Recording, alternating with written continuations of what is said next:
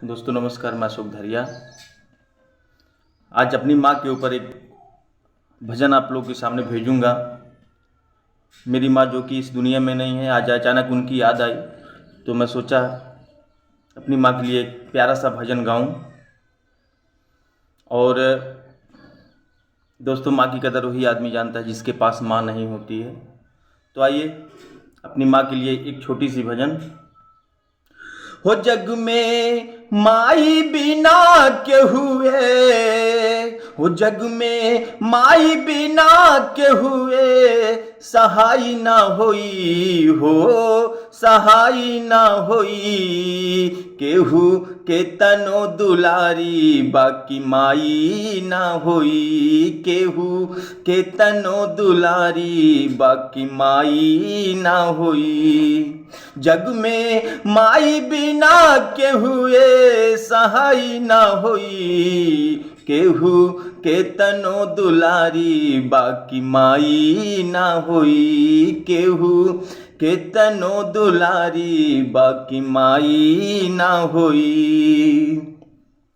सुख दुख रतिया दिनवा सहली, मुँह से कबो न कुछ हूँ कहली। सुख दुख रतिया दिनवा सहली, तबो मुँह से कुछ ना कहली। उनके आचारा से बढ़ के,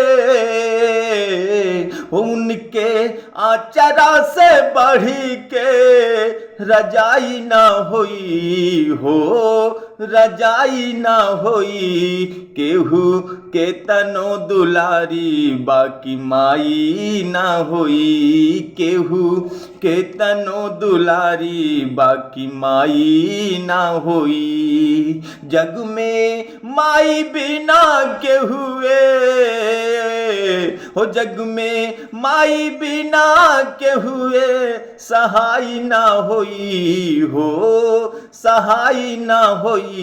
केहू के तनो दुलारी बाकी माई ना होई, केहू के तनो दुलारी बाकी माई ना होई। दोस्तों, आप लोग से यही कहना है कि अपने माँ बाप का कदर करें और माँ की सेवा करें। जब माँ की सेवा करेंगे तो माँ का आशीर्वाद पाएंगे। दोस्तों नमस्कार। मेरा ये गीत अच्छा लगे तो लाइक शेयर कमेंट जरूर करिएगा मेरे दोस्तों।